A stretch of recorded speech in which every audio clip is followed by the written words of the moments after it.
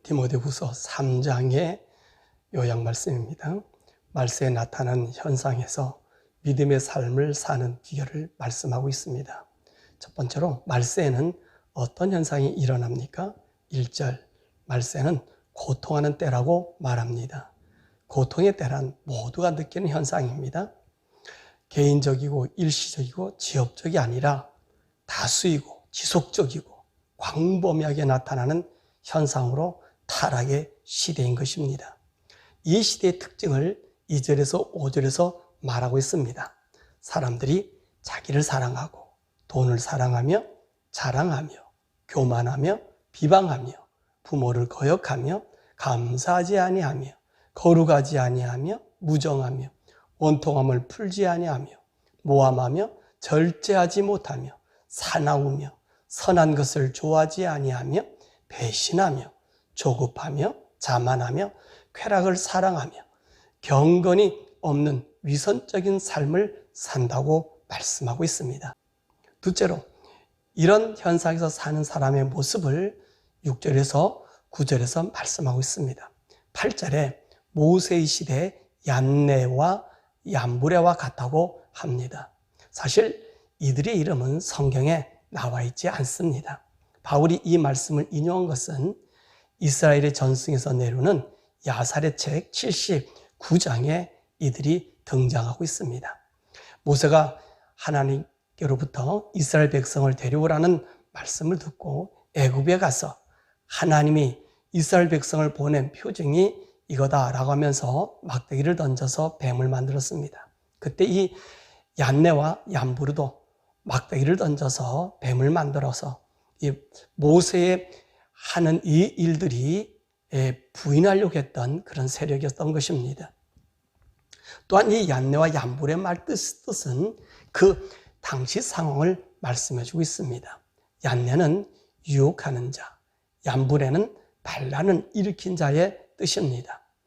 모세가 이스라엘 백성을 데리고 광야로 나왔을 때 하나님께로 가는 것을 막고 그 속에서 백성들로 하여금 원망과 불평과 우상 숭배를 하여 다시 애굽으로 돌아가자고 선동한 무리들로 볼 수 있습니다. 그래서 이 말세에 얀네와 얀브레는 6절의 말씀에 보니까 여러 가지 욕심에 끌린 사람들로서 7절 항상 배우고 탐구하는 시대인 것입니다. 이들은 많은 학문과 과학으로 하나님을 도전합니다. 이들의 가변적 진리에 사람들은 열광하고 기뻐합니다. 그러나 참 진리에 이를 수 없습니다. 왜냐하면 8절의 말씀 보니까 이들은 믿음에 관하여 버림받은 자들이라고 말씀하고 있기 때문에 그렇습니다.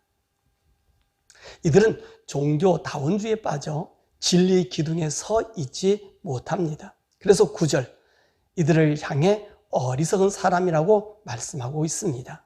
그래서 바울은 마지막 때에 예수님께서 자기 백성들을 데리려고 이 땅에 다시 오시는데 우리 성도들의 신앙을 막아서 구원을 받지 못하게 하고 이 얀네와 얀브레의 비유를 드는 것입니다. 셋째로 이때 성도들에게 어떤 일이 있을까요?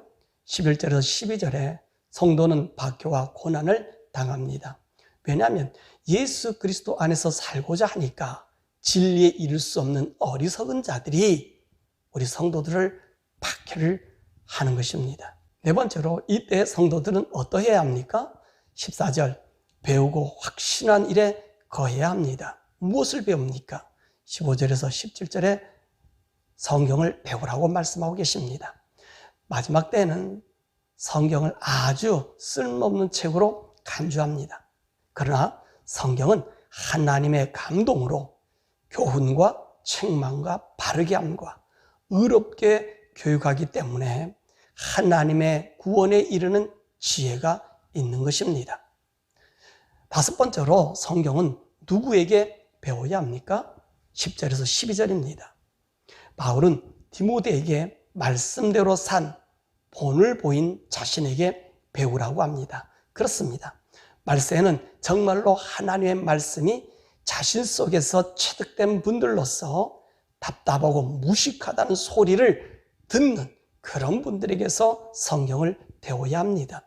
만약 그런 분이 없으시다면 여러분 스스로가 성령님의 인도하심을 받고 주님의 말씀 그대로 믿고 따르면 됩니다. 그래야만 우리의 구원을 유지할 수 있는 것입니다. 말씀을 맺습니다. 이 시대는 하나님의 말씀이 희미한 촛불로 바뀌어가고 있습니다. 영적 전쟁이 본격적으로 시작되고 있습니다. 하나님 말씀이 그럴싸하게 포장하여 진리를 보편화시켜 절대 진리인 하나님의 말씀을 희석하는 사단의 전략이 만연하고 있습니다. 이때 우리는 하나님의 말씀을 나의 생명으로 알아 지키며 고난과 박해도 두려워하지 말고 주님 오심을 준비하는 성도가 되시기를 주 예수의 이름으로 축원합니다.